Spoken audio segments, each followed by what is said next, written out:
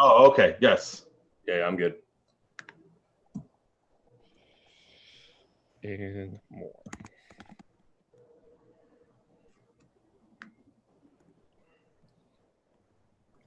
Give me 2 seconds here on Facebook.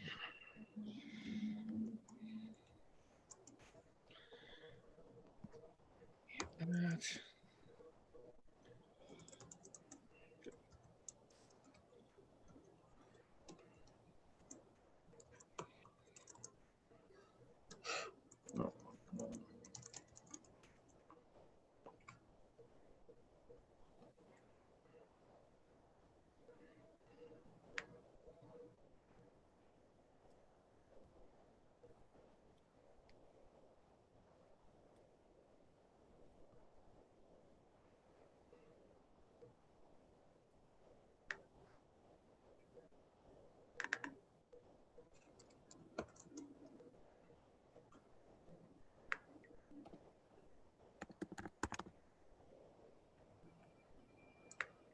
We'll be starting in approximately 1 minute.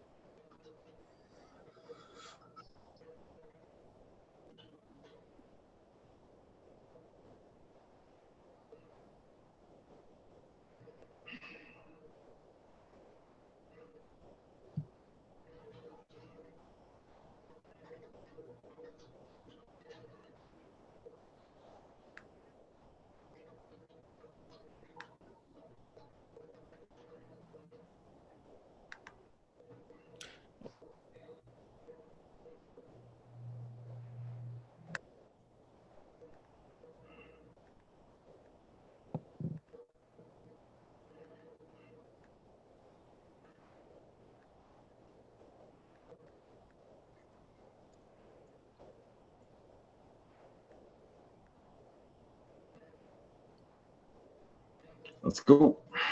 We are live.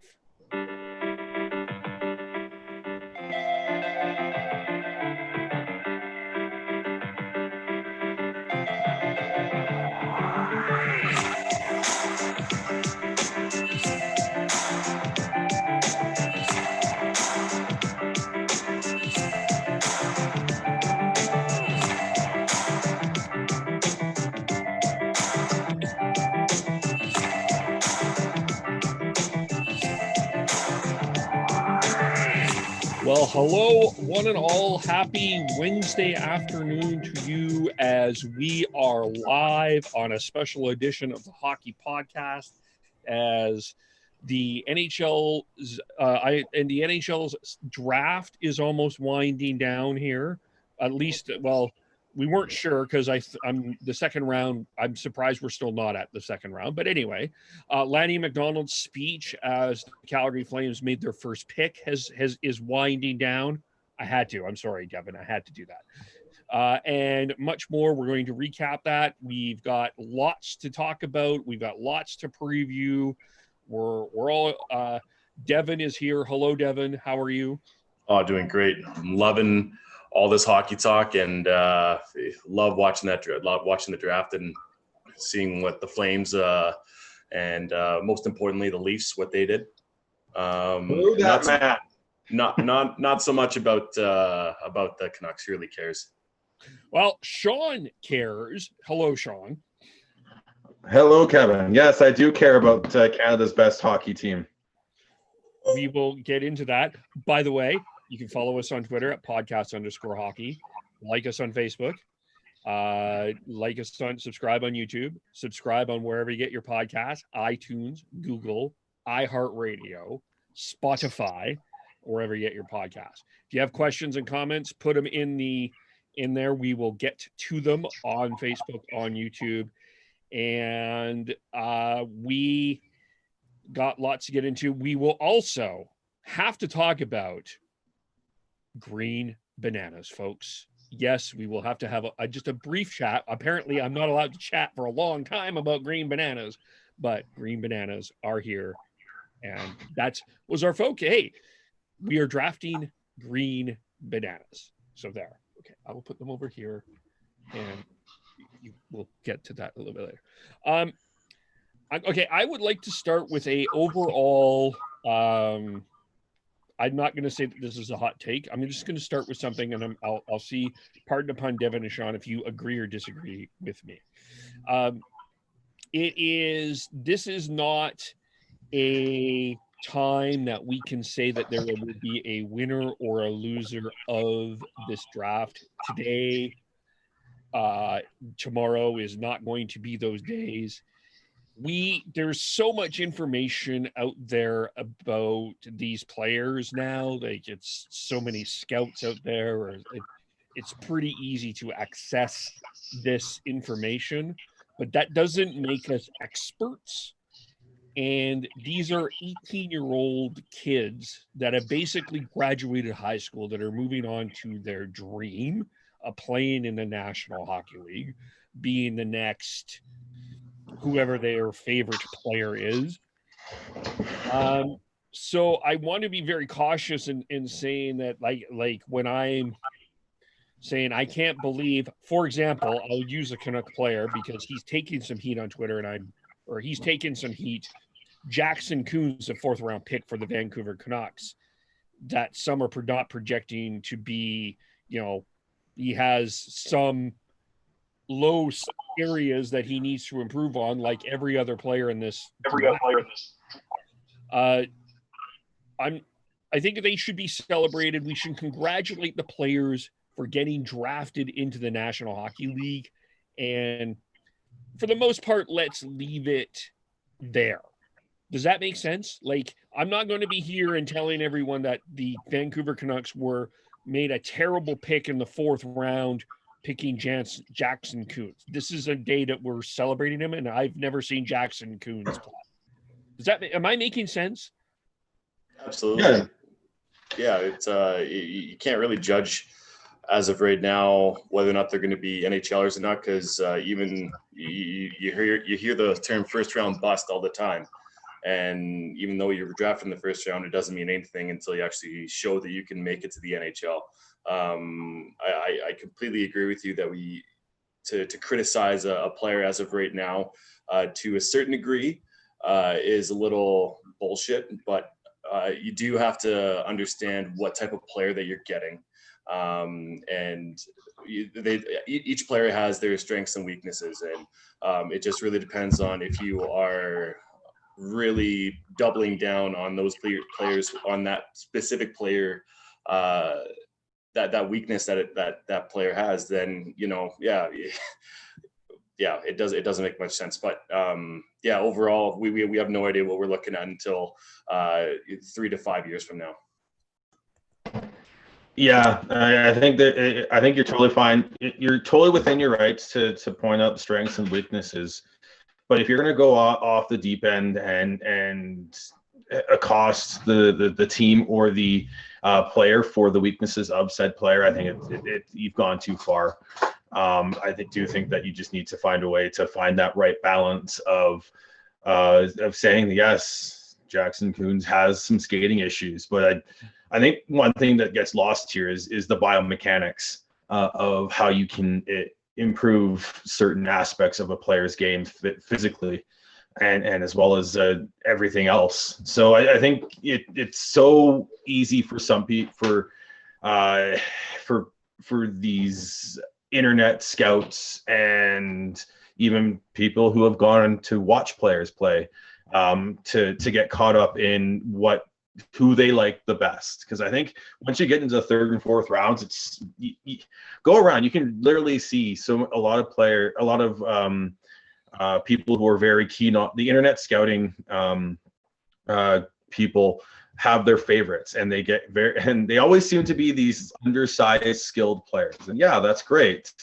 But I think what gets lost is what you need in in players is understanding the whole picture. So I just let's let them be happy that they've gotten this to this stage and get drafted, because not everyone gets drafted. Just because they didn't draft someone that you liked better doesn't mean that this player may not be a good pick. Right. And it just may be a fit within an organization as well, and things like that. So and as an example, maybe let's start with the Flames, because they made the boldest. I don't even say I want to say the boldest. They made the most waves in the draft. They went down not once but twice. They traded down from 19 to the Rangers to get an extra third-round pick. Then they traded down with Washington to get another third-round pick. The Rangers selected at 19 Braden, no relation to our friend Chris Schneider, defenseman from Brandon. And the Washington Capitals picked a guy that a lot of people were high on. Some felt was a top 10 pick that has one of those draft words behind us, snub, Lapierre. Some are concerned about his injuries. We'll dig into that. But from my perspective, I liked that the Flames were creative enough to solve a couple of other issues. There's a couple of things to me that what I really like. I'm not saying that they picked the better player over the three. And I'm not saying that their third round picks are going to be the steals of the draft. That's not what I'm saying. But there's a couple of things I think with the Flames that is notable. I do think, and we talked about this over Christmas when we were all gathered at the Pig and Duke on 12th in Calgary. Another shout out, Stephen. The Flames' skill prospect is not where it needs to be, and extra picks allows for that. The other thing that I think is the other underrated thing that I don't think it has been talked about enough. We don't know what's going to happen with the 2021 draft. We don't know how scouts are going to be scouting some of these later picks. It's not that we're saying that the draft is going to be canceled, but I would suggest that I think that this draft in terms of prospects is a bit more, I wouldn't say more important, but more it's more urgent that you make sure that you get this right, because you don't know what's happening in 2021, in terms of the draft. Well, you don't know what's going to happen with how these players are going to develop in terms of next year. We've got the QMJHL who started up but already have a team with a COVID issue. You've got the OHL who are going to be battling with the provincial government to actually play what is actually hockey, for those who don't know.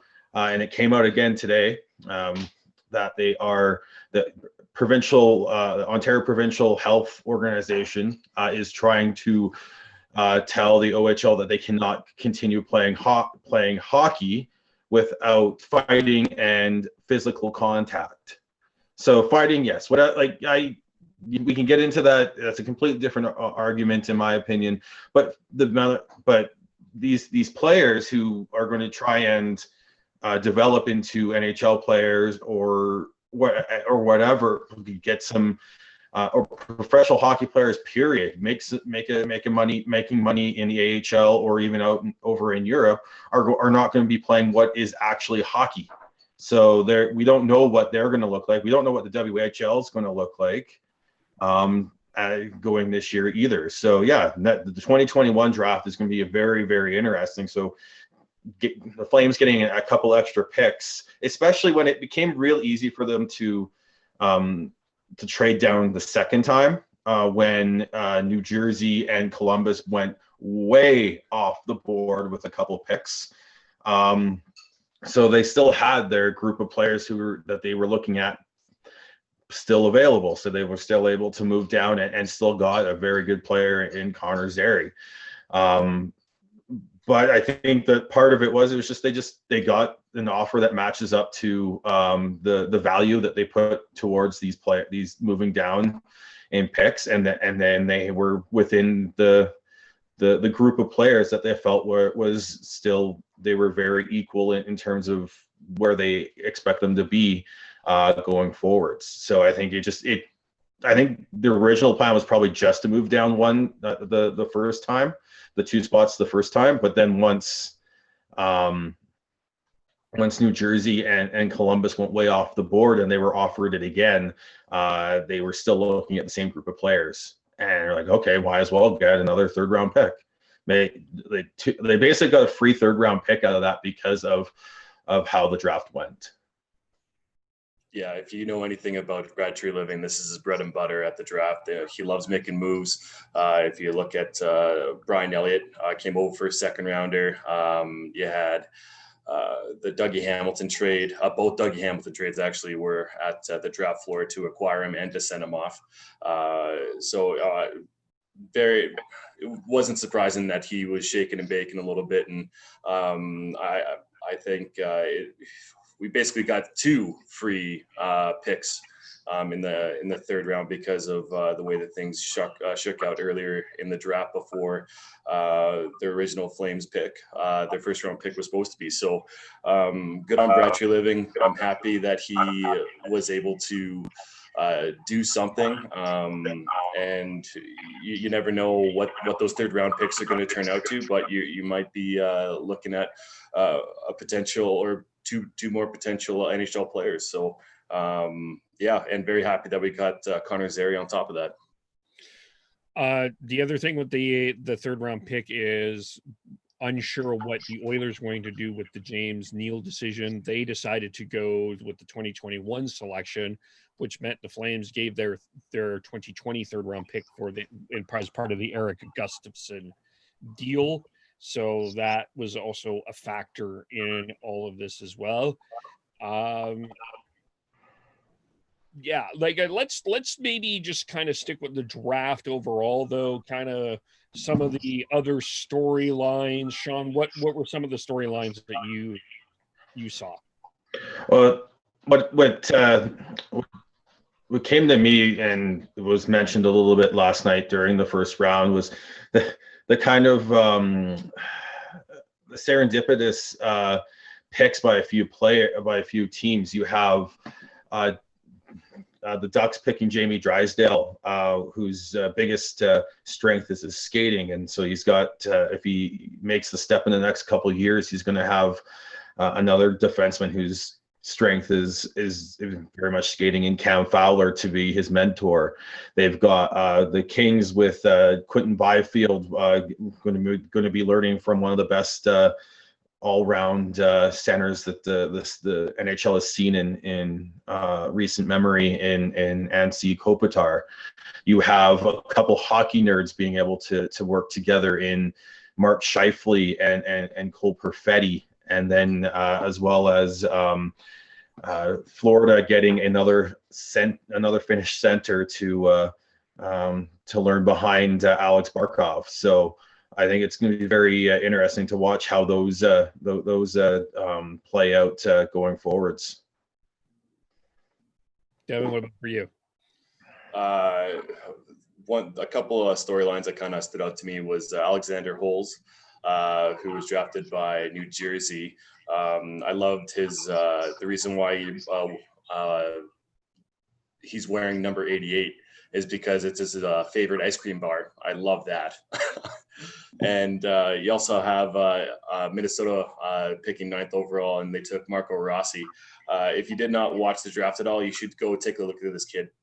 He is small. He's stocky. Sorry, he's not small. He's stocky. He's pretty much the same width as he is in height. His quads are massive, and that's going to be huge going forward in the Central Division with the big players there with Nashville and Winnipeg as well. So those are kind of like the big ones. I mean, obviously you have Yaroslav Askarov going to Nashville, being the best touted goalie since Carey Price.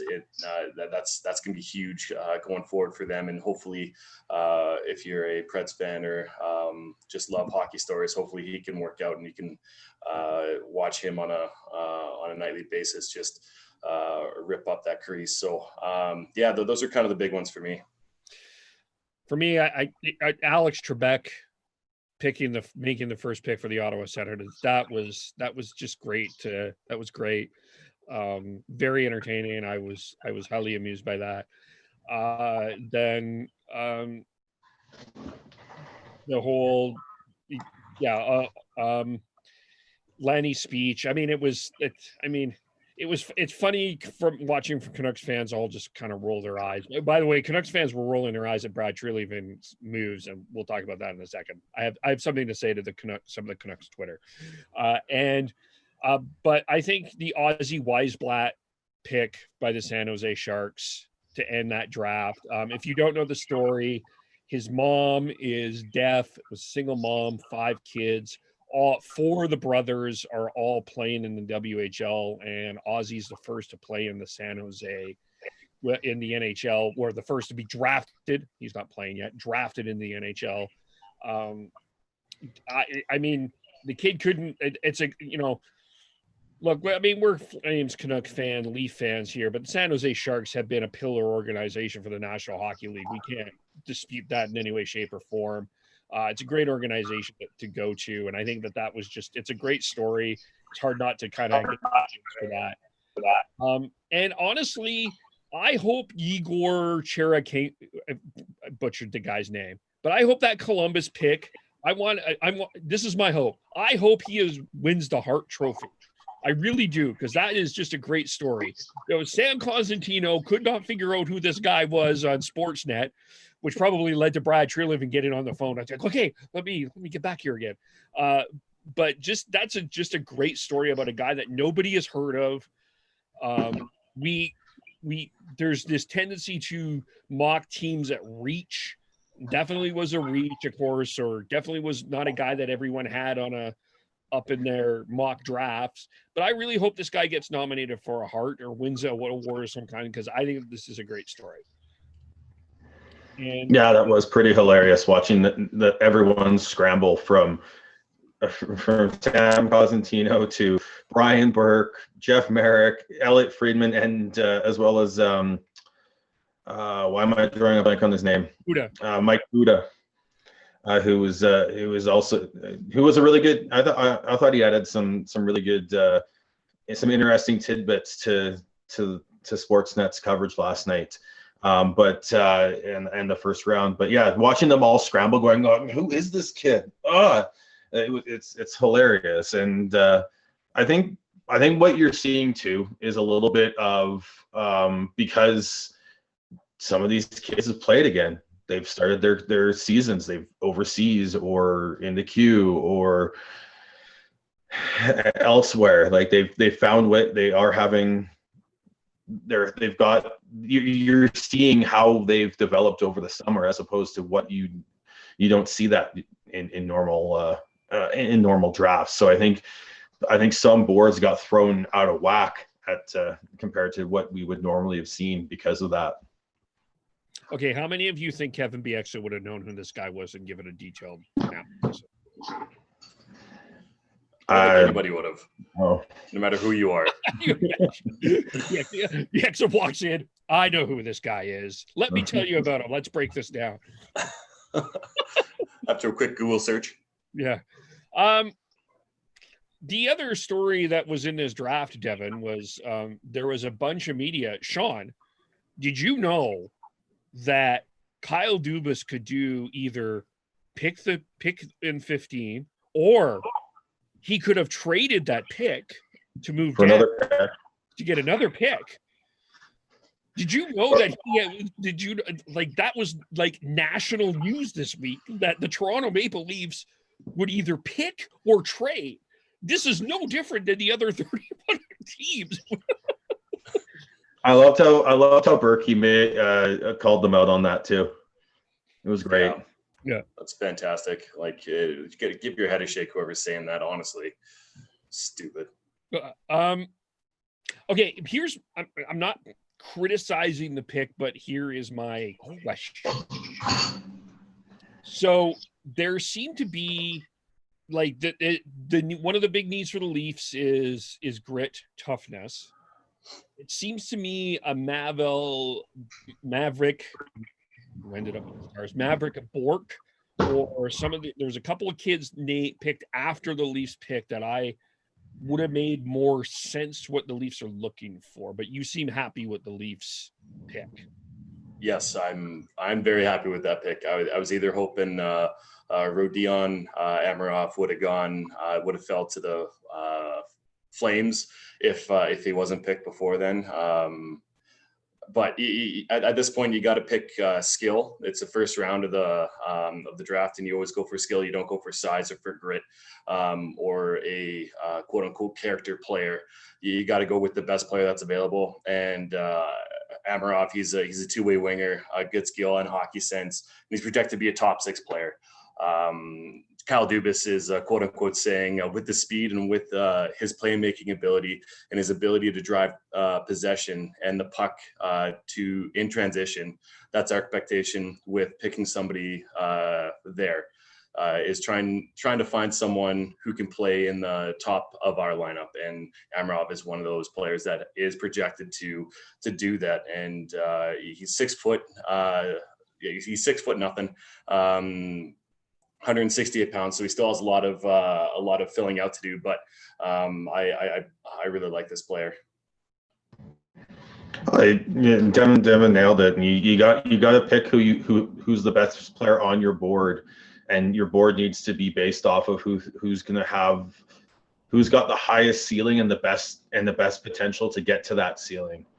One good thing about this pick is with Russians, you always have to look at how long you're going to have to wait to get them over to North America, because it's not like you have to wait till their contract's done to be able to do that. His current contract with whoever he's playing in the KHL is done after next season, after the 2021 season. So I think this is they could potentially see him come over and play for the Marlies at the very least for the 21-22 season, which would be really good for the Leafs. But it's just funny because no matter what all the talk about the Leafs wanting to get bigger and tougher to play against, they're still following the same game plan in terms of drafting, and that's drafting skill. Doesn't matter if it's soft skill or hard skill, but because I think he is definitely more of a soft skilled player, but he's definitely going to be someone to watch for the Leafs going forwards. Because if he can become a potential top 6, top 9 player, they can move out some of their soft skill that is already there to get some more harder to play against players. That's what I was literally about to say, that you can easily trade this player for other assets, or even trade an older player that he's potentially pushing out of that top 6, whoever may that be, and that is if he pans out. Okay, I'm just curious because I'm not criticizing the pick as much as I'm like, I wondered if a Bork was a better fit, but far as back in the flank, Connor Zary, Pat Seinberg tweeted out that he compares himself to Bull Horvat, which is good comparison. We'll see if we can get someone from Kamloops come on and talk a little bit about Connor Zary, but it sounded like, just quickly back to the Flames, there was a group of people, and things turned out their way, and they got the guy they want. But the other 2 guys in there, Braden Schneider and Lapierre, I almost want to call them Lafreniere. That's why I'm hesitating. Like, no, it's not. No. Sounds like those are 2 really good players as well. So this could be a controversial move for the Flames if going forward as well. But I like it. Well, that's the thing, though, right? Is that, looking back, this is why I love looking back at old drafts, because then you can see who was there and who wasn't there, and who was a bust and who wasn't. And hindsight's 20/20. But I feel like them drafting a good 2-way center, He's really caught out of position and he has a very high compete level. He models his game after O'Reilly as well, and his upside is potentially Sean Couturier. And even if we get a potential Michael Backlund type of player out of him, then I'd say we'd be laughing, really. Yeah, he wants to be a 200-foot player that you can rely on in all situations. So if he can pull that off, then he's going to be a very good player. Braden Schneider, I really like. He's a bit of a throwback defenseman who can be a physical force and a deterrent out there for speedy players who are going to double check when he's on the ice. So I thought that was a really good pickup for the Rangers. And then Hendrix Lapierre, like I said, he had top 10 capabilities, but he has some major concerns with either concussions or a neck issue. So I don't know. And again, I don't know exactly what it is. So I think there are some real concerns on whether or not that's going to hold him back from reaching his potential. If you look back at Cody Hodgson, he had back issues that really held him back to a point where he couldn't play anymore, as opposed to being a top 10 after being drafted very highly by the Canucks. So I think I think that's why Lapierre fell, and the concerns are legit. They are legit. He does have. I think they ruled out it was not concussion related. I believe they said it was a complete neck issue. But anytime you're dealing with that area of the body, it's not a really good sign. So hopefully he has those behind him and he can go forward with his career properly. Braden Schneider, I'm not as high on this player as others are. He's an old school defenseman. He's big, but he has a hard time moving around. His foot speed isn't quite there. But once again, he's young, and who knows what his ceiling could be and will be. He can decide that for himself by working on it during the offseason and progressing forward as a potential good top prospect for the New York Rangers. I just want to double back to Connor Zary one more time, or Zary. He's actually improved every single year that he's been in the WHL. His goal input, his first year was 11, then it went to 24, and then 38 this past season. And his points improved as well massively, a massive jump from his first year in the dub with 29 to 67 to 86. So if he's going to keep on progressing in that way, then once again, Calgary has a hell of a player. He's kind of reminding me a little bit of Dylan Dubé. I don't know what that's the first comparison that's coming to mind. I can sort of see that kind of development. But yeah, for sure. I mean, I don't see it as much, but I'm not saying comparing them in terms of players, but it seems like that'll be kind of the trajectory of development will be similar. Oh, even if that's the case, once again, they made a great pick, no matter what. If they that's why they traded down, because they knew that they could get him.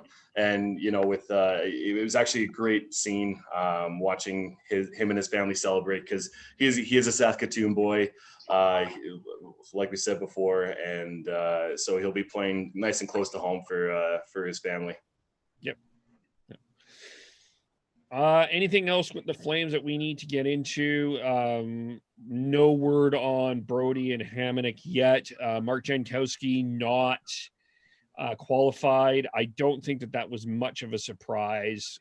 I think if he comes back, it's at a discount. And I think the other one, one of the moves that the trade today that affected the Flames a bit was the Matt Murray trade to Ottawa. And maybe a little bit the Matt Domi trade. Apparently, according to sources, there was a possibility that the Flames were in on that as well. But anything else really? Well, it sounded like if you're going to do comparables and potential trade for Josh Anderson earlier yesterday was, it would have been like a Sam Bennett and potentially a second or a third rounder going the other way to Columbus. And I just don't think there's enough behind that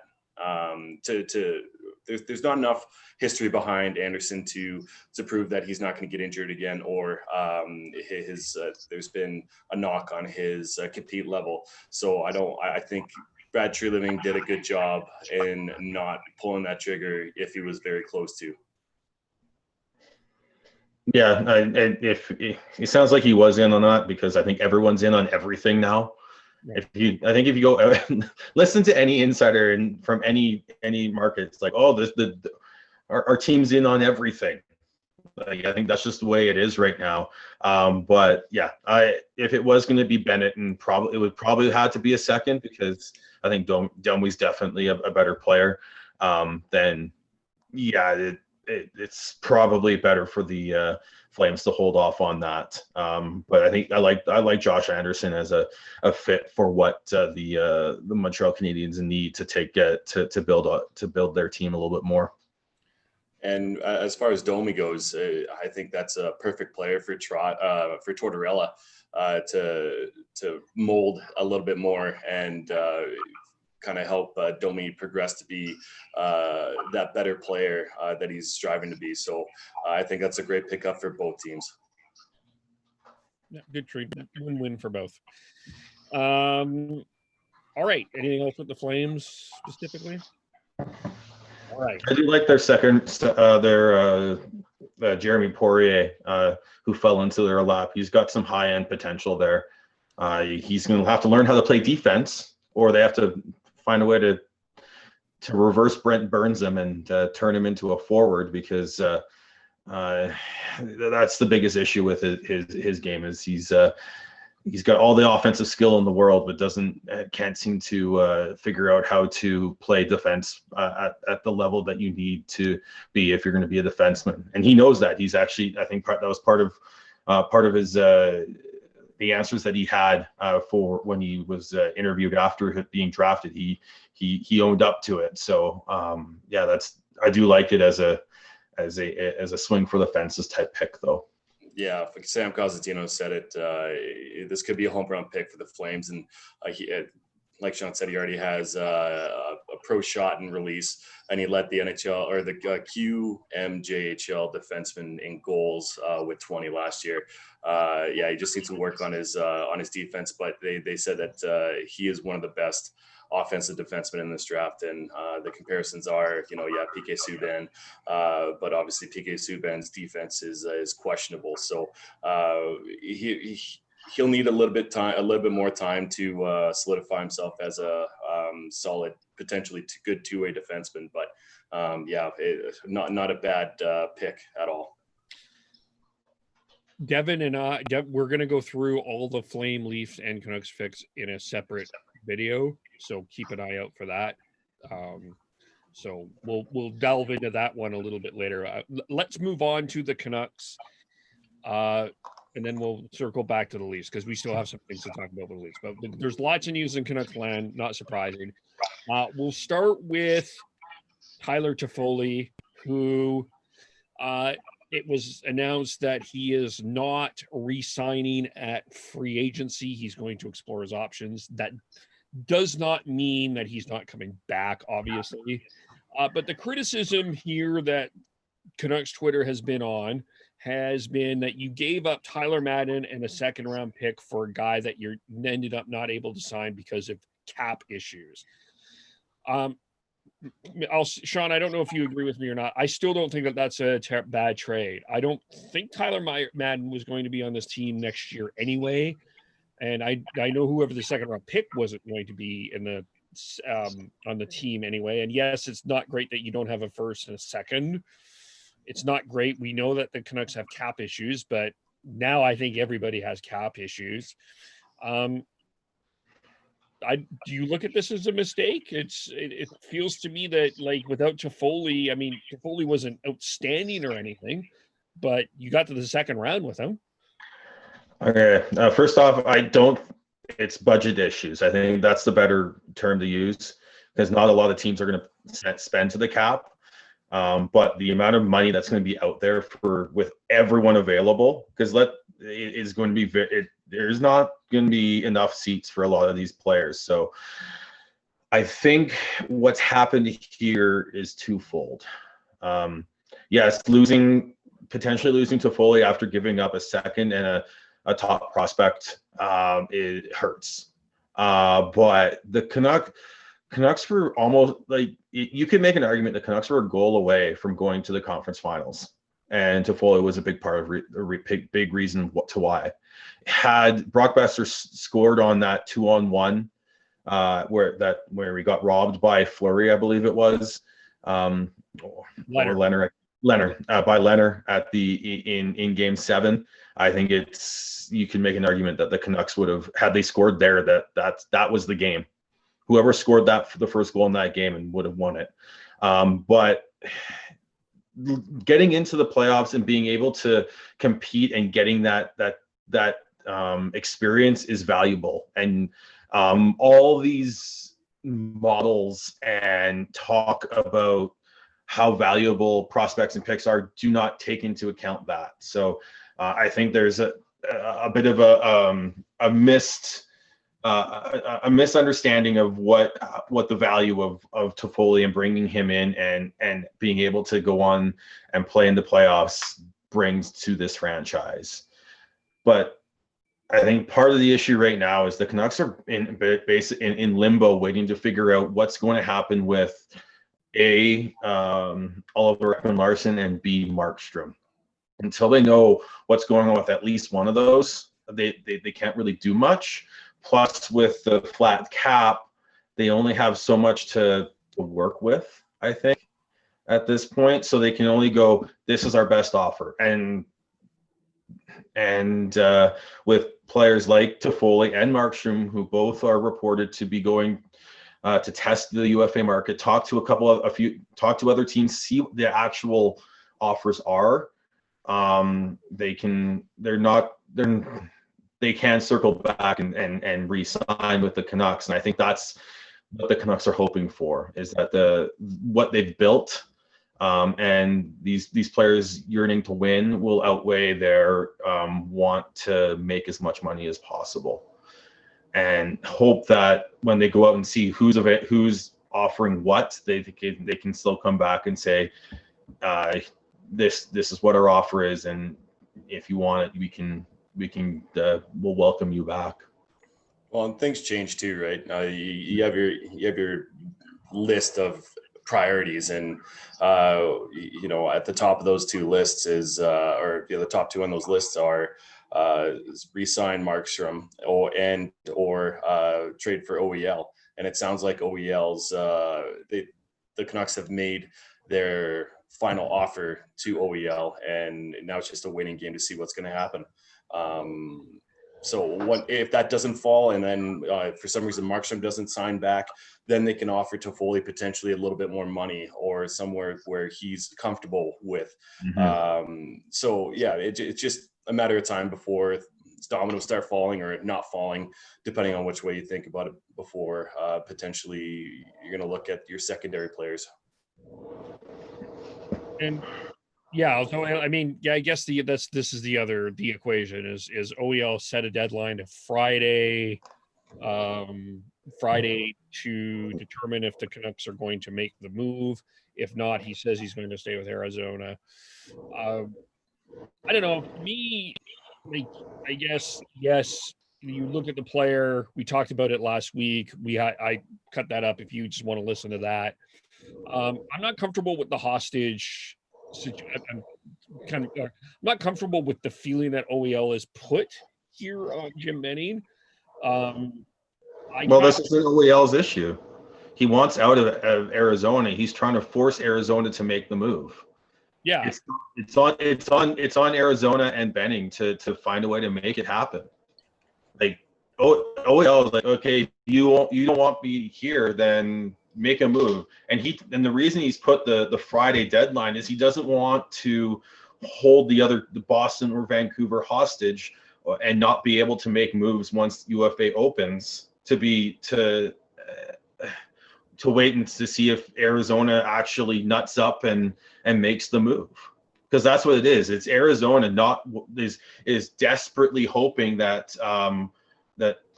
Oliver Ekman-Larsson provides them more teams to work with, because he's got a full no move clause, and he said, like, these are the two teams I want.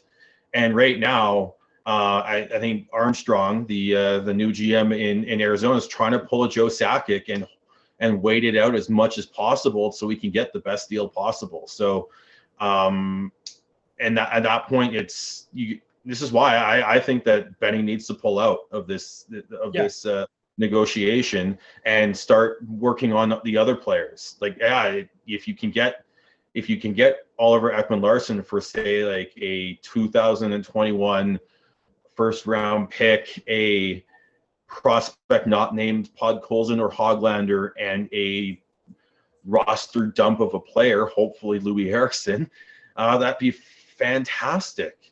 But you can't hold the rest of your offseason hostage just hoping to get that. He needs to, at this point, tell Armstrong that it's now or never. If you don't say let's make this trade now, then we're out, and we're going to move on to someone else and build our team elsewhere.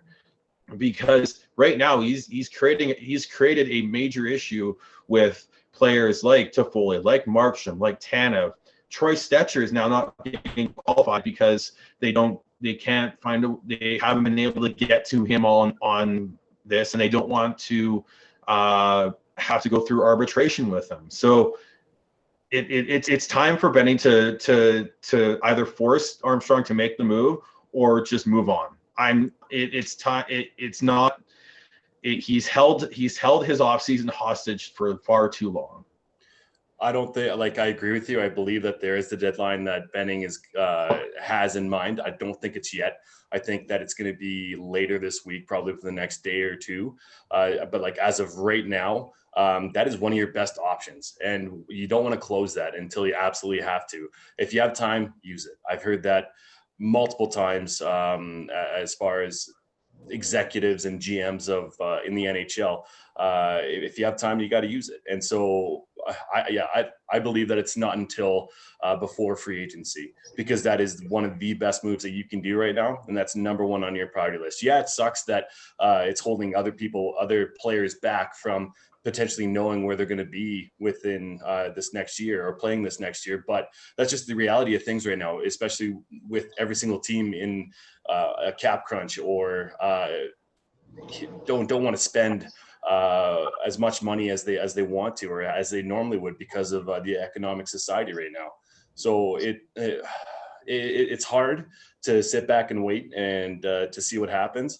And it's unfortunate that Canucks let go or aren't qualifying Troy Stetcher, and which is actually, I think Calgary should take a run at him, to be completely honest. But yeah, I don't see it happening until the end of the week before free agency starts. Yeah, I guess the other way to look, a couple of ways to look at this too is, okay, so if this doesn't happen Friday, if I'm Arizona, am I confident Oliver Ekman-Larsson OEL is going to show up to camp whenever camp starts? And B, am I getting the best of OEL when the season starts? He will show up because he'll want to get paid. Like he's still going to want his, I think it's $4 million that's due to him for salary this year, and then the 10.5 next year. But yeah, it's the whether or not you're going to get the best of him, because is he really going to want to put himself out there for a team that he signed on for 8 years, and then a year into it they're looking to trade him? I think they need to make this move, in my opinion, and I think they need to just it's not a rectifiable situation, and I think they need to just move on and take they're going to have to take an L on this trade, unfortunately, but I think they need to. But at this point, I don't know if the Coyotes and their general manager Armstrong feels the same way. Well, this is his first move, right? This is like, so you don't want to go in with an L, right? Yeah, I mean, you're not going to be able to Sakic this, but I think it'd be a very similar situation from Matt Duchene and Joe Sakic. Like, I first of all, OEL, he's going to show up, and if he knows what's good for him and he wants to have a good reputation around the NHL, he will play his ass off for that team and show other teams that he's worth the money worth the trade going forward. Because last year he didn't have a good year. He had a bit of an off year, but he's still arguably a top 10 defenseman in this league. So in order for his value for himself and for Arizona, he needs to show up to camp, play his ass off. And if you're Armstrong, you don't settle for something, especially with just being a brand new GM in this league. That's going to show your weakness. And look where Peter Chiarelli is right now. You talk about making bad trades. He's not. He's at an executive. I don't know. I actually don't know where he is. I know he's a part of a certain organization, but he's just an advisor right now. So, it wouldn't make any sense for OEL not to show up and not to compete to his best ability. Yeah, but I guess my point is this Friday deadline to me seems a little moot, because this could happen whenever. I mean, yes, you want to, like, if you're Vancouver, obviously you want to make sure that you can get yourself in that Toffoli Markstrom game, because and the Tanev one too. Let's not forget about him, right? So you want to get that done. You want to make those decisions, but I don't think you need to rush and say, okay, we need to make this move with OEL now. And even Arizona doesn't necessarily need to do it. Like Arizona, like I don't see, Sean, I'm sorry, but I don't see Arizona doing the deal that you've offered. Like, I think you need to do, I think Vancouver's going to need to do better, or Boston's going to need to do better. But I don't see Friday as that. I think someone's bluffing. Well, it's just the reality of it. Because each team is trying to make the best team possible, and free agency is where they do it. And just with once again with the reality of the cap, and some players aren't going to get as much money as they want. That's because teams cannot or will not spend potentially to the cap, or just get to the floor because their owners have other money issues than the NHL. So that's why that's why Friday is the biggest deadline as of right now to get anything for OEL. And remember, OEL's got a full no movement clause. So if he doesn't want to go, he's not going to go. This isn't Armstrong could negotiate all he wants after that. But if OEL decides to hold him hostage and say, no, I'm not going, then he's not going. At this point, I think what it is I think OEL would like to stay in Arizona, but if he gets traded, those are the two teams he wants to go to. And if those two teams have to move on and actually make other decisions, and they're no longer options available at least until maybe next off season, then he's going to stay in Arizona for at least another year. Either that or trade until the trade deadline. Maybe I think the deadline is for right now, right? The deadline to make a trade for this offseason, I think, is legitimately Friday morning. Yeah, I'm thinking that's kind of, you said it, Devin, because sort of where we're going on. I can see that. If it doesn't happen, I'm just saying, I'm not saying it's not going to happen. It could be a trade deadline move where, maybe trying to find cap space if you're a cap team to move to bring in the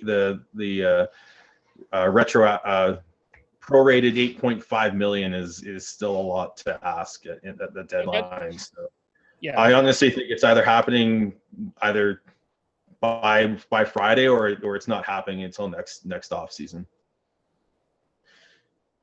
Fair. You guys comment on that. You can comment on that part where that is. So really, I guess the other part of this is Troy Stetcher part. Devin mentioned this. Calgary would be a team that I think would imagine would be looking after. I guess, Sean, are you seeing Troy Stetcher is gone, or do you see a circle back here, to use a old ass business term? Do you see a circle back for Troy Stetcher? Depends on how truthful the reports are that the Canucks haven't even talked to him. Because if they haven't even talked to him, then he's gone. Because why would you come back, even if it's your hometown team? Why would you come back to them if they haven't even talked to you before, not qualifying you, and even trying to figure out a long-term deal that makes sense cap-wise for the Canucks? So if those reports are true, he's gone. If they have talked with him and said, look, we're doing this, and explained to him why, and then said, like, once we have a better idea what the market and the cap is, then we will circle back to you, then there is a chance. But I think for the most part, I think he's likely gone, and mostly because I don't think they want to pay him the money that he's going to want, and I think he'll get paid for, because they don't see him as a penalty killer, and he's not putting up points. So as hardworking of a player as he is, as smart of a player as he is, he just doesn't add anything extra to help the Canucks long term. I think is what they're looking at right now. So there's only a certain level they're willing to go with in terms of cap and term for a player like that. So he isn't the only player out there that has not heard anything from the GM of that team. TJ Brody's the exact same way. Brad Treliving and company have not contacted TJ Brody at all. Mm-hmm. So I think there's a lot to do for those GMs to right now, just with the condensed schedule. Not saying that's an excuse to leave, a potential player that you want to come back hanging in the weeds, wondering what the hell's going on. But, right now it just seems like if you want a job in the NHL, and you might have to, take a bit of a hit in with your pride. And you might not hear anything until you're not qualified or until free agency. And then at that point, once again, let's circle back to that player. Then some GMs might actually do that. Like I don't think it's out of the realm of possibility that Vancouver does go back to Stetcher, and likewise to TJ Brody and Brad Treliving. Well, yeah, you make a good point, Devin. I mean, you have the draft these 2 days. You've got UFAs. You've had the RFA deadline, because we were all thinking we're getting back on December 1st. It turns out it looks like January 1st will be the earliest that we're getting back.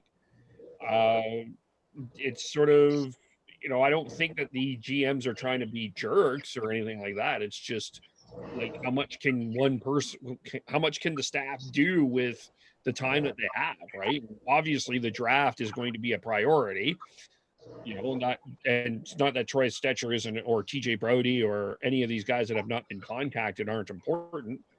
It's just priority, right? So I think there might be sort of what's going to happen is this is going to reset the market for these secondary players, I think, as well. Well, and you don't want to be the first GM to make a massive mistake and make a knee-jerk reaction, or set the market for that matter. You want to react instead of be the first one to do that. Because what if you overanalyze it and all of a sudden you're playing like a TJ Brody $6 million for the next 4 years, and all of a sudden you have Troy Stetcher who was like, okay, well actually I'm probably going to go for 2.5 or something like that for the next 3. Something along those lines. Like I don't know exactly what those are like, but as a GM, you do not want to be the first person to make those mistakes. So, okay, let's then with Markstrom as an example, and maybe with, okay, so kind of the bigger name free agents here, the bigger name UFAs. Do you think we're going to have a big signing splash on Friday, or are you thinking like, I mean, I'm reading that the Oilers are all in on Markstrom. I'm reading that the Flames are all in on Markstrom.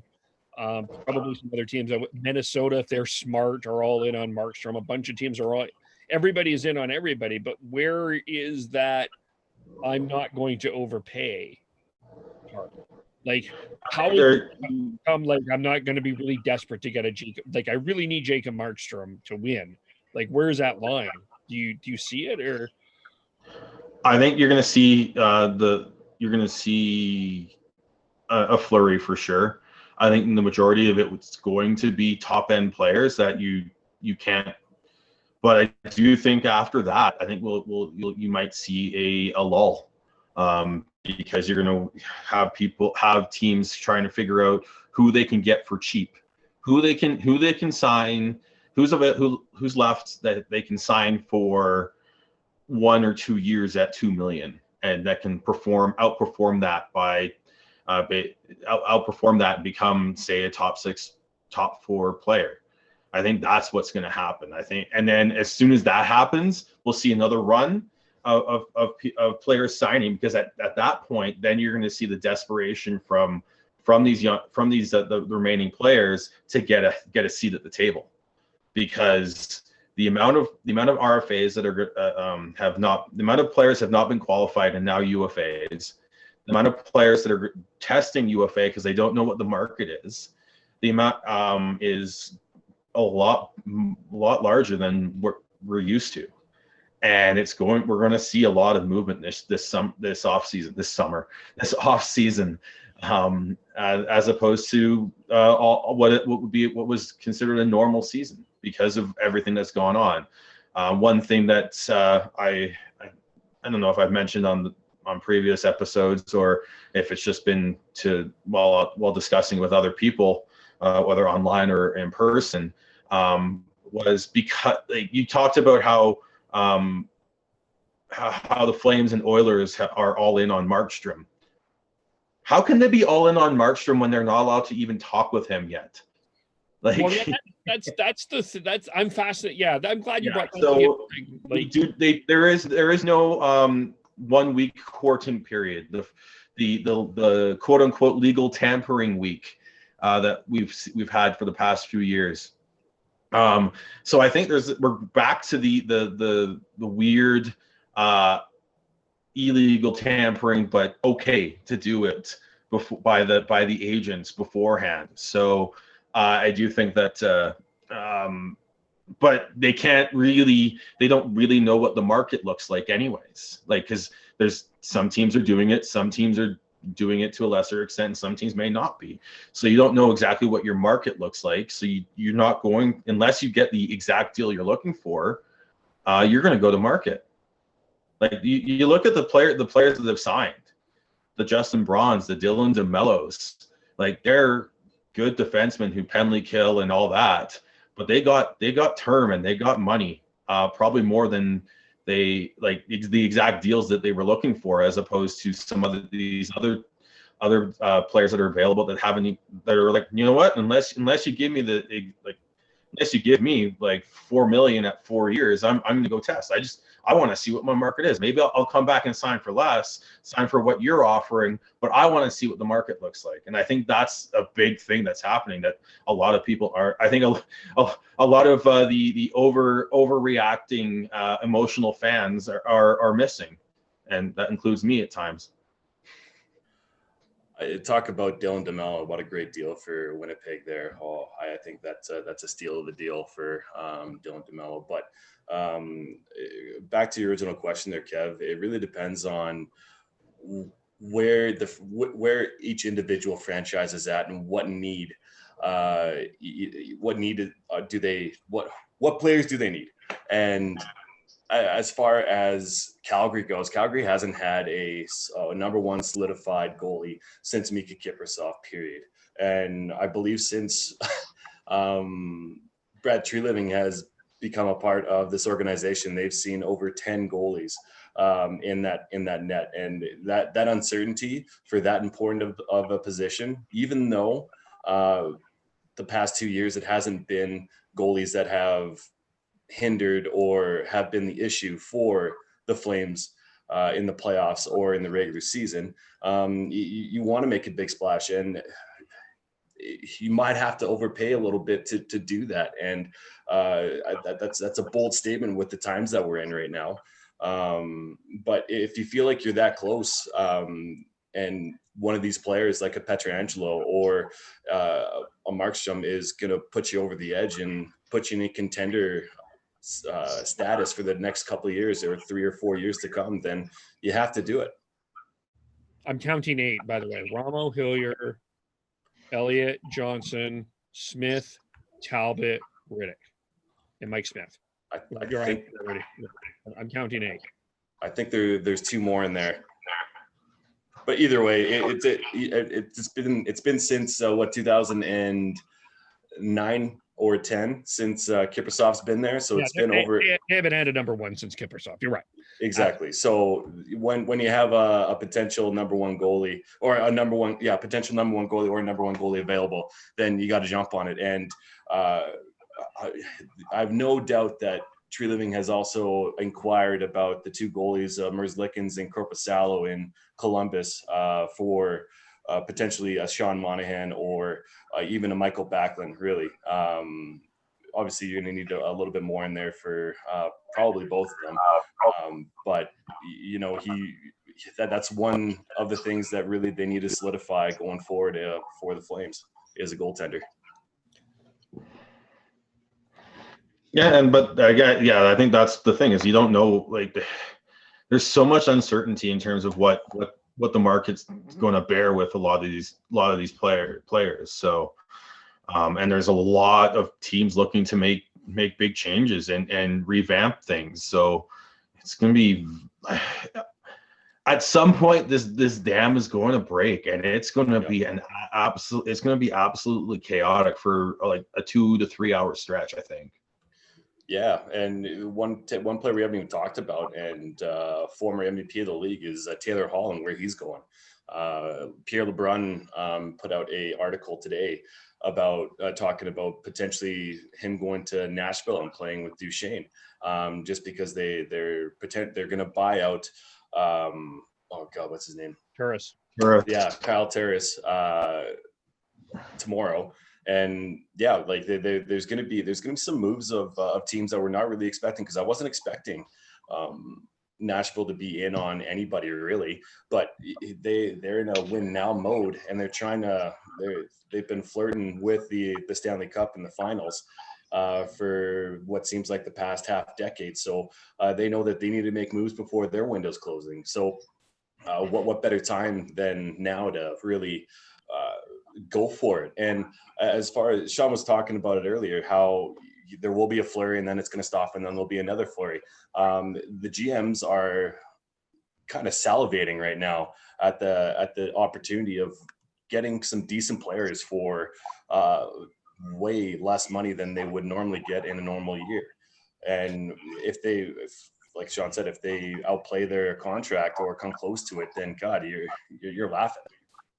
What I could see is flurry of signings, flurry of trades, and then sort of a lull. Because once that Markstrom contract hits, whoever gets it, I think then you're contacting Columbus about your Korpisalo. Then we got Braden Holtby as well. That's the other option, right? So, or Fleury going out of Vegas too. Yeah, that's another thing is there's teams that the media keep naming as big players for big free agents, but they don't have the cap. And I think what might be holding things up is other GMs are like, I'm not helping you out of that. If you want to go after, if you're Vegas, you're negotiating with Vegas, and they're like, well, we know you want to go after Pietrangelo, but they're over the cap now. Like they're like $3 million over the cap because they signed Chandler Stevenson today, and they're like, well, unless you give me like a first and a second, I'm not helping you out at this point. So I think there's a lot of that game of chicken going on too in terms of trades. And are you really wanting to help a team that 2 of their 3 years have been in a conference final? Their first 3 years, and you potentially was the team that fleeced you at the expansion draft too. Yeah, it's a big fu. I'm helping you out. Yeah, so it's going to be very interesting to see if there's any movement on that tomorrow, because remember, tomorrow's the last day, Thursday, before we see the free agent frenzy, the signing season, whatever channel you decide to watch, when that happens, right? So at some point the dam's going to burst and it's going to be just chaos. And I really hope it's tomorrow with trades. I really hope that the dam bursts tomorrow with we get like 3 or 4 like absolute like make you go wow trades. I think we got 2 that were close to that today, with Bonino going to Minnesota for Luke Kunin and some picks, and then the Elias Anderson to LA. That one made me go wow, just because I was like, oh geez, they actually are giving up on Elias Anderson. So Matt Murray? that's the closest we've had, and they're like still like right? No, Matt Murray, man. Matt Murray too. And talk about a great 24 to 48 hours for the Ottawa Senators. Oh my God. If Murray can figure out how to play again, then you're looking at Ottawa being like, holy fuck, are you kidding me? They're going to be contenders for a very, very long time. And you have the New York Rangers as well, getting Lafreniere, and having a bunch of draft picks as well. So, there's so much to look at in the broad spectrum of this league right now. And the dam's going to break pretty damn soon. Yeah, it's just going to be very interesting. But I think before we get even more crazy, Kevin, why you went a little crazy, I think, yesterday in saying that the Montreal Canadiens are going to be the second best Canadian team next season. Why do you think that? I'm glad you asked, because I did write an article on BCIT as a student. And Brian Burke, this was inspired by Brian Burke rating the top 7, and I looked at it and went, that was interesting. I'm not sure I fully agree. So for the record, my top 7 are Vancouver 1, Montreal 2, Toronto 3, Edmonton 4, Calgary 5, Winnipeg 6, Ottawa 7. And I did that before the draft. I don't know if I will change much yet, but for me, I just look at Montreal. You have a guy like Carey Price that I think you have confidence in. You had a pretty successful playoff qualifier. Let me clarify the one thing, though. The one, if they were in the Western Conference, I would probably put them give them a higher chance of being in a Stanley Cup, because I think there's less tougher competition in the West than there is in the East. Still would put Montreal maybe 7th if I was to rank them in the East, but I like that defense. I like the way that the forwards are. I'm not saying that they don't have the top end talent that the Oilers and the Leafs do, but they do seem to have more of a complete team. And I definitely think they're stronger defense on the back end than both the Oilers and the Leafs are at this particular point in time. I'm not saying that Montreal's ready to go on a run or anything like that, but I think right now, or to rank the teams in the Canadian teams, I would have Montreal as the second best team behind Vancouver. I just think depth wise, they're in pretty good shape, but obviously some people here think lower of them, and that's okay. just I don't know who's going to be the star that can be the heavy lifter offensively for Montreal just yet. Well, now I did this before the Max Domi trade, and I don't know if I have to be honest, I don't know from a Montreal perspective if I like that trade. I'm not sure if Anderson is if he's healthy and willing to play, great, but that's the big question with him. And I mean, some people have some issues with Max Domi, but he certainly seems to be a guy that I think Columbus will use very well, as Devin mentioned earlier. And I do think that that's a bit of a setback in that sense, but it'll be really interesting. It'll be fascinating to see what comes out of this draft. They had 11 draft picks. They have some stuff that they can get done. I mean, you got a Brendan Gallagher, you got guys that can do things. You're right. They don't have that franchise altering player, the McDavids, the Morris, the Hughes, Pedersen group. You're right. They don't have that. Even the Scheifele, I would put Scheifele as a franchise player for me. I would say that, but that's my big concern. You're right. But I think depth wise, I think Montreal's in good shape. I think if you were talking 21, 22, I think I'd be very much in agreement with you. I think this year is going to be it's going to be a tough season for some of these forwards for Montreal, but they'll be better for it. So I think in 2 years, I think you're bang on. I think they will be in a very good team that could potentially be one of the best teams in the East, honestly, if they can get some development from, say, a Nick Suzuki. He's the guy that I think we all need to watch out for. He could be the guy that can carry the load offensively for Montreal, I think. So, but I think he's going to need a season to figure that out. But I think you're a senior. Maybe he can figure it out too. I feel like he could take a step, but as of right now, I have Montreal probably right around 5, 6.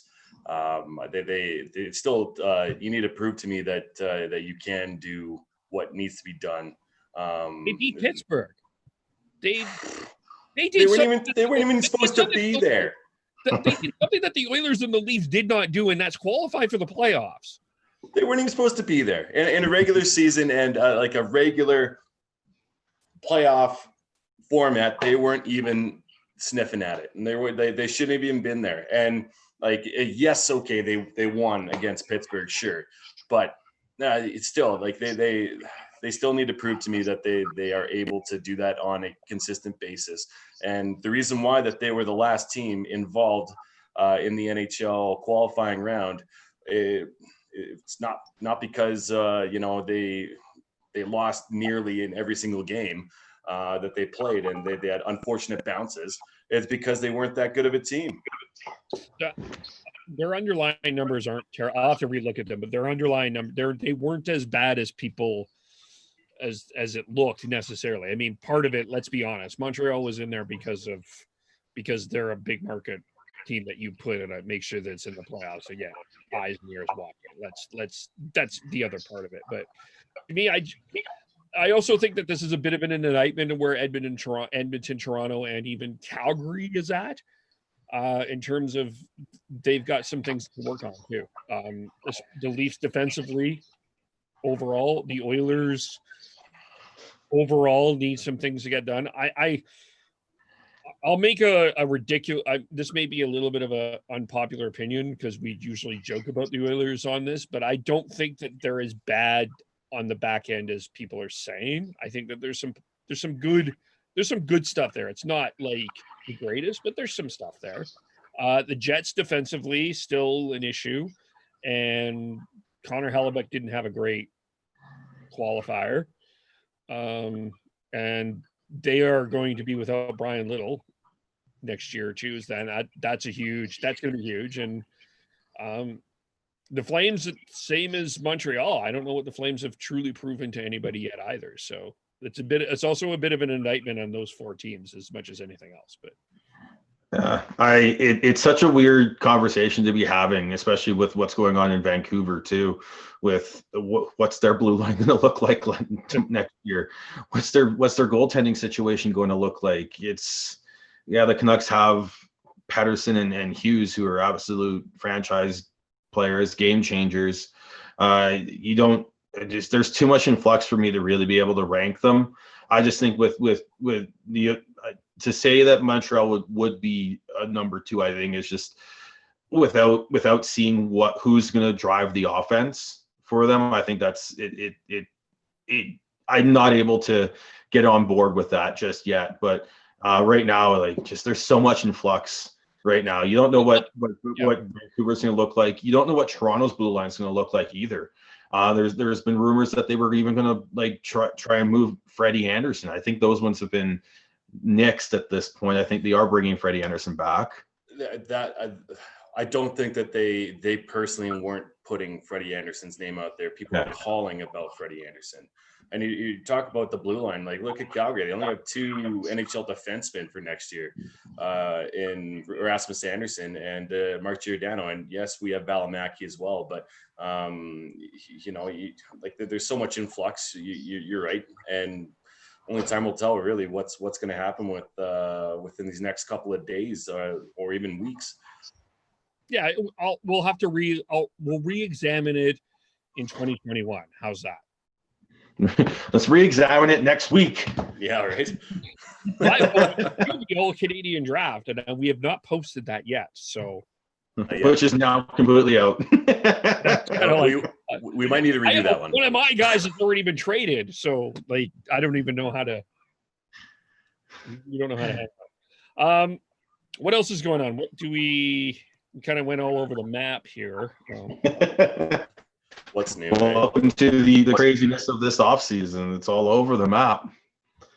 Welcome to the Hockey podcast. Mm-hmm.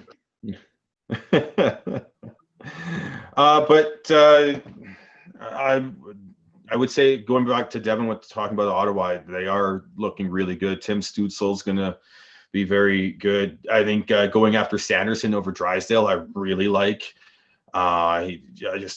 You could it looks to build your blue line around Sanderson and Chabot going forwards is scary good, I think. And then getting Matt Murray, I think is a brilliant move. He's still in his mid-20s, so he still have 5-6 years left before he hits that the vaunted 30 plus scary wall that everyone thinks is the downfall of all hockey players.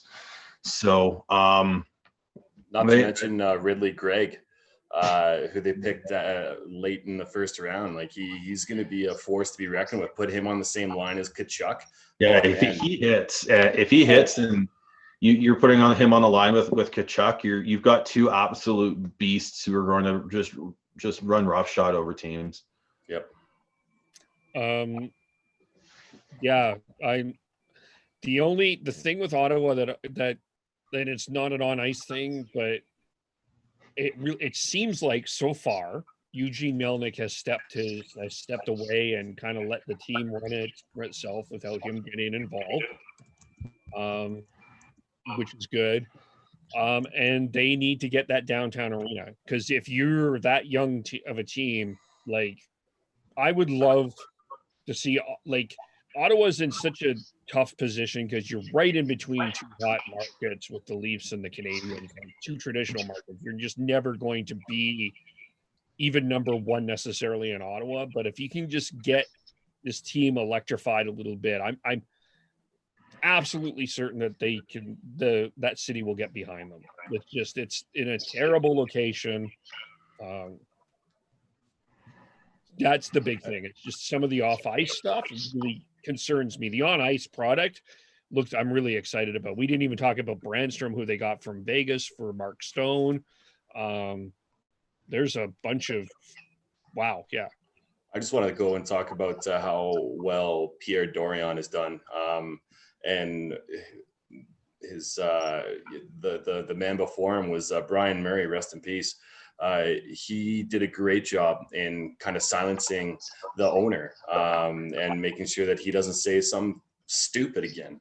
And it seems like Pierre Dorion has been able to do that and just let him as a general manager make the decisions and make sure that he is running the show. And obviously you need to appease your owners for sure, but the proper GMs in this league or anybody who is a kind of a figurehead of an organization, they need to make sure to keep the owners in check. And look what's happening in Arizona. Like Arizona owners are one of the reasons why Chaika left was because the owner's son was in his office every day asking what's going on, what's happening. And having that friction and not having that freedom to do what you need to do as a GM under obviously certain restrictions, you can't go ape shit over everything, but you need to have that fine balance. And Pierre Dorion seems, as of right now, seems like he's been able to do that. And one thing I was just gonna say is how underrated did we like everyone mocked him for that Erik Karlsson trade, and that turned out so well for them. Well, it made up for the fact that he traded away a lottery pick the year before in the draft the year before that. Because was it last year in the draft in Vancouver? It's Boehm Byram going to Colorado because of that pick. Yeah, the Matt Duchene trade. Yeah, the Matt Duchene trade, and then he goes around and somehow San Jose falls off a cliff, and now he's got a lottery pick where he gets a top end player to replace that. It's hilarious. And okay, let's quickly, maybe we'll touch on some of the other, like Toronto. Where are we at now? Talked about it a little bit. Are they going to trade Nylander? God, I don't even know where the hell they're at right now. Honestly, like they're keeping everything pretty much close to the chest. They're not really showing their hand too much, which is usually a good thing. They might have to trade Nylander. They were talking about that on the broadcast today. They need to free up some sort of room here to make it a little bit more feasible going forward. But I know for a fact that Dubas does not want to touch that top four of Tavares, Matthews, Marner, and Nylander. If he can find a way to not do that, I know he'll do his best to do that, because they qualified Mikheyev, they qualified Dermott, and signing those guys is going to be, Mikheyev is going to be an easier sign than Dermott is, I think, just because Mikheyev, when he was playing, he was playing very, very well. Maybe not so much in the playoffs, but at the beginning of the year, he really showed streaks of goodness. But I feel like Dermott might be a bit harder of a negotiation, especially with where the cap's at right now. What's their big move there, Dev? Come on. Steven Stamkos. Big move. Yeah, well, and once again, not to mention Tampa Bay. Like, God, they gotta sign 5+ RFAs that they don't want to lose. And at the top of that list is Sergachev and Cirelli. And at the end of the last podcast, I was talking about how they need to, or an offer sheet might be a thing for them. But taking a step back, maybe not even for an offer sheet for the big guys, but maybe an offer sheet for one of like the smaller guys that are not really as well known, but could handcuff them either way because they don't want to lose those players. And then they're going to have to somehow trade the rights of a Sergachev or a Cirelli. And that's the same thing with New York Islanders and Barzal right now. Yeah. Yeah, it's gonna be very interesting. I think they make a trade with. I think they move out one a Nylander. I think they have to open up cap space to actually have some sort of wiggle room, whether to once they sign Dermott and McCabe to help improve that roster in some way, in some form, in some way. Well, who would be a suitor then to take that $8 million? Isn't he only like $6 million of a cap Sorry, hit? 6. Yeah, 6. Yeah. I think there would be a lot of teams of it willing to do that. You may have to take like some three mil back, but that still opens up the cap space. I think that's needed to have the wiggle room to be able to make other moves to improve the team. If they end up getting Pietrangelo, I'm not saying no, but just hear me out. I'm not saying Alex is taking a pay cut or anything like that. If they get Pietrangelo, that solves a lot of problems in Toronto. It definitely does. And Sean, you laugh about it, but like everybody or every team is in the pretty much the same boat and trying to make things work. And if there's a move out there to do that, then absolutely you gotta find a way to do that. And if that's trading a William Nylander, then yeah, I'm all for it. And like as of right now, absolutely nothing is out of the realm of possibility for the majority of the teams right now. Yeah. Who on the lease is untouchable? Like, who would you be like, I'm not trading. There's no way I'm touching. You're not trading this guy. It'd be a Sandin, obviously the top 4. I don't know if I would want to trade any of them. If one of them was going to go, I would actually say it'd be a Tavares. I would say that I would like to see him not be if one of them are going. I feel like Tavares should be one of them. Other than that, I feel like they I mean, maybe a Nick Robertson as well. But yeah, I have a feeling that it probably would be a Nylander though. Is someone joining us? Someone is joining us. Someone is coming by. Look at this. We have a guest here. Oh, we have a trade to announce. Sean is swapping out for Heidi. Now Sean can just shut up. Thank you, Heidi. Well, hello. Hello. How are things? What's going on? Not much. Just finished up work, so. Oh, it's 4:30 over there. Yep. So I figured I'd come join the fun. I've been listening for the past hour and a half. So. Anything you want to add or comment on, or?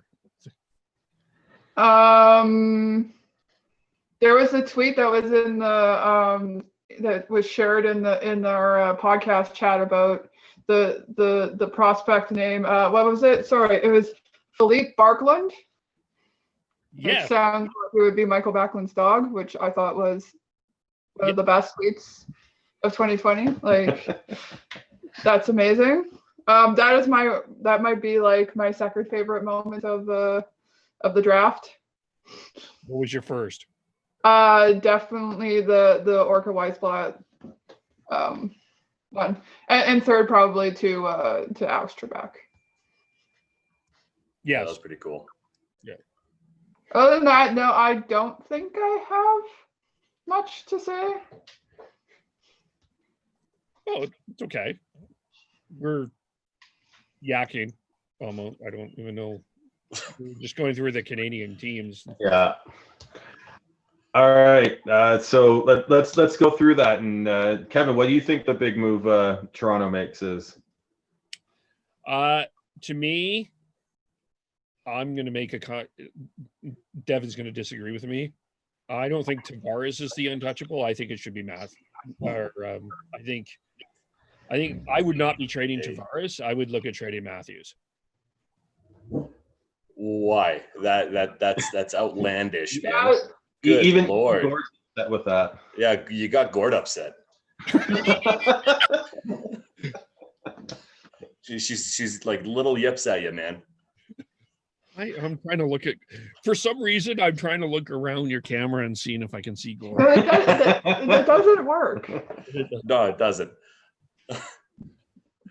I mean, yes, I'm not dismissing that he's a star, but if I don't know, I kind of feel Tavares, as much as I think he's a bit more proven to me. I know he hasn't won a playoff round in his career, but it might be a Tavares has. Okay, one. Yes, Yes. you're right. He's won one. Thanks to Alan Quine. Yes. With the Flames. Yes. But I don't know. He might be a guy you get a lot more for. I can definitely see that argument, because I mean I was kind of outlandish in saying that I wouldn't be surprised if Tampa Bay would trade Victor Hedman, right? You're for those of you who don't see, Sean's rolling his eyes at me. No, but hear me out. Well, once again, you are not going to be selling any higher than he is right now, period. And yes, he's a franchise defenseman, but he's almost 30, and it's one of those things that it's not too outlandish to really think about. And yeah, to Kevin's point, Matthews being traded, I could see that happening, but not right now. It almost would be a fresh start for him. I still think they go at least two, 3 more seasons with at least this core. They just need to find another defenseman to play with Riley and take the minutes there. And they need to be tougher to play against. They can't be as easy to play against as they've been over the past couple of years. Like you saw the changes that Tampa did. They made a huge difference. So I think the big move I see them doing this offseason is moving Nylander to help facilitate to get tougher and to add a solid blue line. I wonder if they end up with Tanev. I wonder if it's the Leafs that end up with Tanev. After all of this drama, I could see. Yeah, I could see also TJ Brody going to the Leafs as well. Mm-hmm. Maybe even Troy Stetcher. I mean, it's the Leafs, so anyone can go to the Leafs because that's what the media says. Serious, but I'm so sick of hearing people just rip on the media. Yes, we understand the media is bullshit sometimes, but so is the fucking Canucks. Good Lord, you talk about media. Fuck, look in the mirror. Christ's sake. You can leave. It's a successful chirp. Yeah. Let's go. Okay, so Winnipeg. Their big move will be to Laine for Stamkos. I'm gonna find a where's my squiggling button? You think Stamkos is wanting to go from Tampa Bay to buttfuck nowhere in Winnipeg? No. No. I do see them trying to definitely trying to make a move for a center with Laine for sure. I just don't know who that would be right now. I know that Philly was on talks with Winnipeg about Laine and potentially a young center out of there, being Nolan Patrick. So I think it was you'd obviously have to do more than just them two straight up, right? But I know that was they were in talks. So I could see him Laine going out east somewhere and making some sort of trade. But as of right now, nothing's really rumbling. It's an interesting move, trading Laine. I don't know. I can see it happening for sure. They've been shopping him, it sounds like, and they're desperate for a second line center. What about Tampa? What about Tyler Johnson? Did you see that in Winnipeg? For Laine? Not for. I would go from Tampa Bay to Winnipeg. Like literally nobody wants to go to Winnipeg. Yeah, it's like thing. Hi, anyone from Tampa? Do you want to go to minus 442-degree Winnipeg? Go to Winnipeg. I mean, like you could see that for sure. But once again, like I believe it's on Friday that Johnson, Killorn, and another player have until then. After Friday is when their no trade kicks in, and they have less teams. They could handcuff Tampa Bay the same way that OEL's handcuffing Arizona. What about Paul Stastny? Could he end up back in Winnipeg? You definitely could. I've heard rumblings about that as well. Once again, it's you have Winnipeg with being not a cap team, and they're not willing to spend too much money. So once again, you have Vegas potentially, if they were going to do something, then they would have to retain some salary. But once again, Vegas doesn't want to do that at all. Yeah. Edmonton. I think they make a big swing for Markstrom or Holtby. Yeah, they need a goalie up there to replace Smith, and then they also have their top defender. Once again, his name is Clefbaum. Yeah, Clefbaum's out, and it actually might be a blessing in disguise. He might actually go on to LTIR, and so they can not count that his cap hit towards their own cap, and then they might be able to swing for the fences with if maybe even a Pietrangelo. So who would want to go to Edmonton? We're talking about going to Winnipeg. Edmonton is like, to me, is actually worse. Winnipeg's a way nicer city than Edmonton. Dan, I remember Dan from the Fireside podcast was saying at least Edmonton had an airport. Winnipeg has a lovely airport. I actually wonder if their big move is they secure Ryan Nugent-Hopkins and they go after some smaller fish. Get the Nuge locked up long term. Yeah. Which it's a good move. It's a guy you do want. That's not a terrible thing for the Oilers to do. Yeah.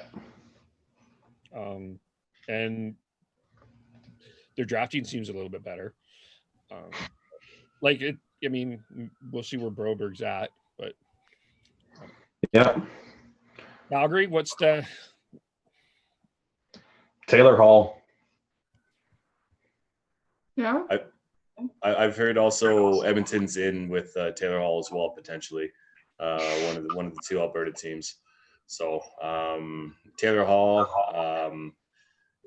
you could definitely see a trade of Sean Monahan or Johnny Gaudreau somewhere. I think it's more likely that we see Monahan go than Gaudreau, because it is that easy to slide Lindholm into the center, number one center role, and just to hopefully get a good right shot winger, or even solidify the defense a little bit more with one of those moves. I think they either get Pietrangelo or they get Dumba. I could see Dumba, possibly. Monahan for Dumba. Yeah. Not straight up. Yeah. I wouldn't do that straight up. There'd have to be more involved with that for sure. Yeah. Yeah. But that's what would take for Minnesota to listen. They need a even with Bonino, they definitely need some more top end center on their roster. So it's gonna have to start with Monahan for Dumba, as even if you make it more complicated, but that's going to be your basis. And finally, with Vancouver, Elias Pettersson traded for anybody terrible. Oh boy.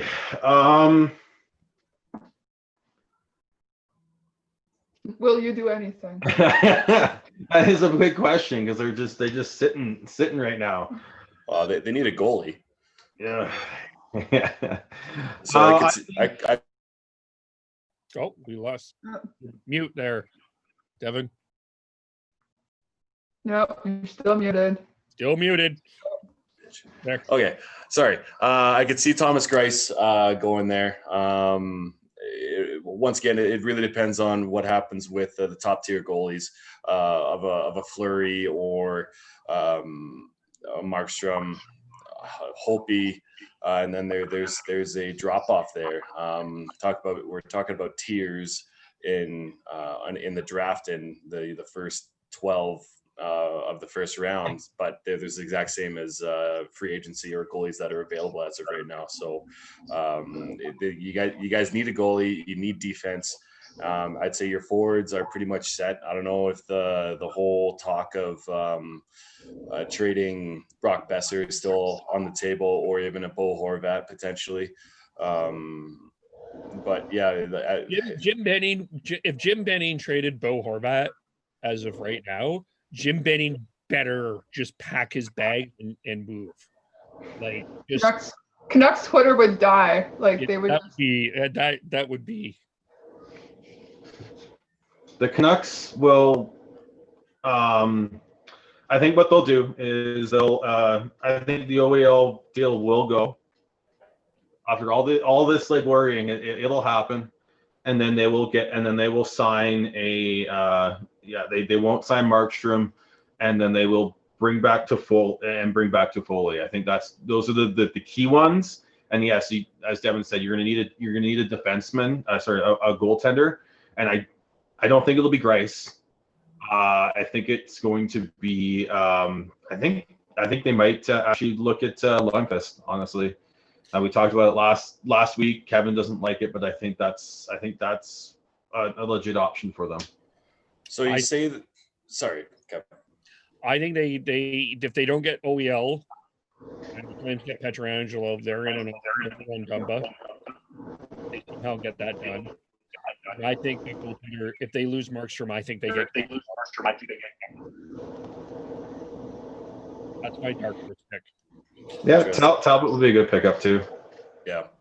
Now my question to Sean is, you at the beginning of this podcast, you were saying, ideally you don't want to get rid of your top prospects and Pot Colson, or Hoglander, but I just have a feeling, man, if that deal is going to happen, one of those two is going to be involved. I don't see a way around that.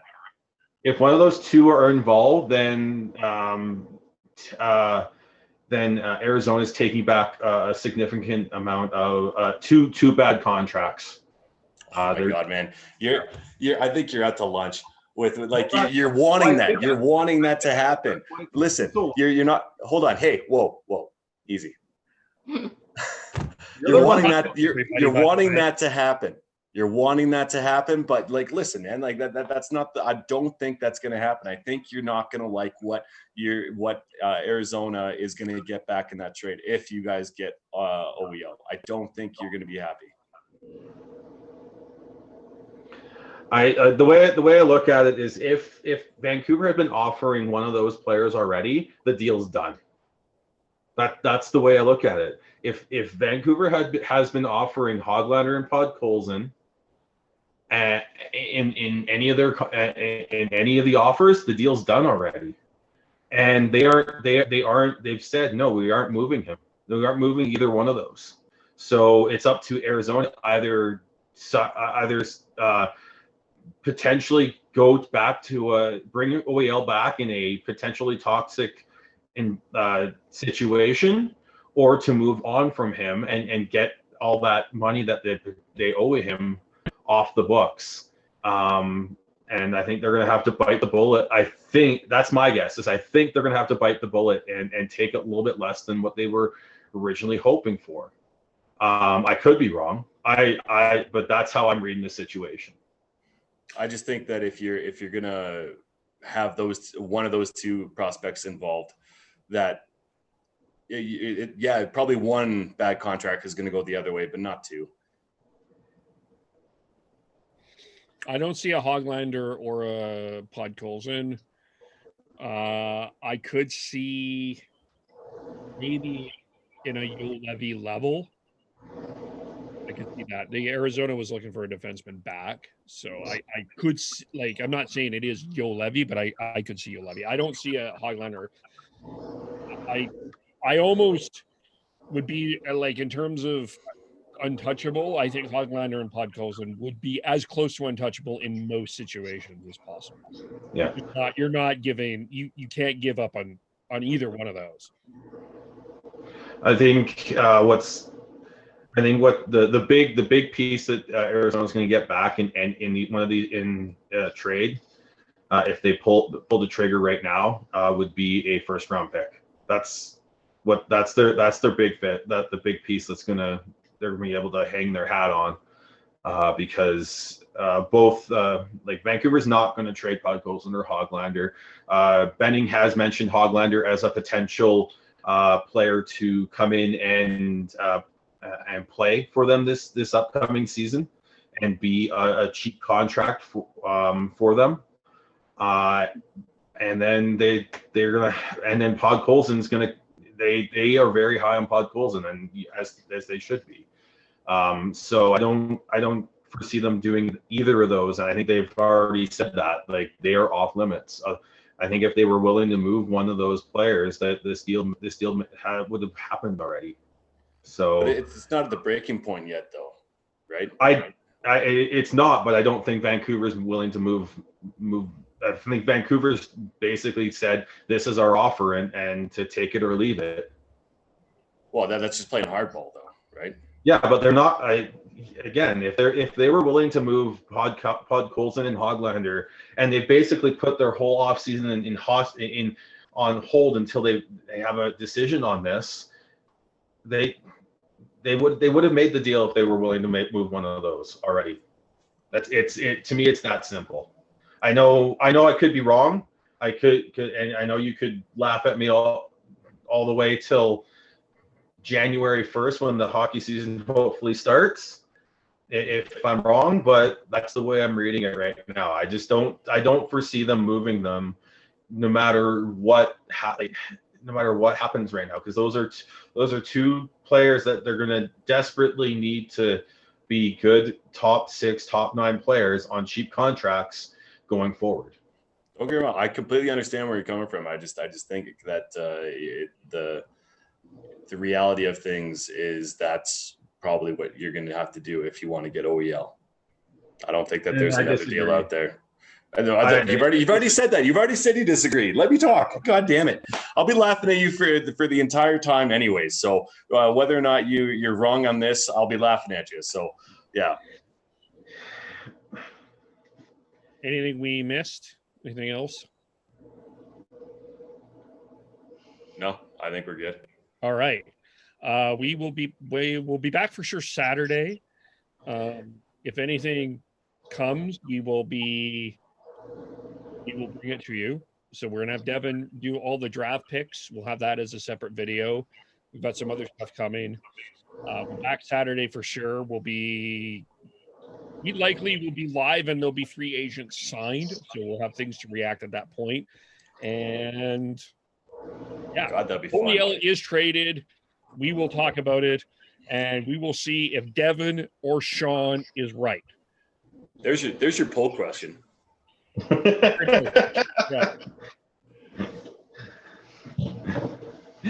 Yeah. I guess for me, Devin, I don't see the OA deal getting done for Hog. I don't think Hoglander and Podkolzin are. I just don't see it either. But you know. It's okay. One last. The reason why I feel this way is because I don't see the GM of Arizona stooping that low, or like you have a potential top 5 or top 10 defenseman in OEL, and that is top dollar, and it is a prospect, it is a player off your team, and it is a pick.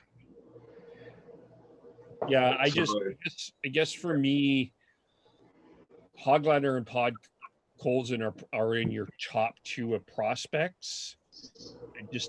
If I'm Vancouver, I don't know if I'm there even in that conversation.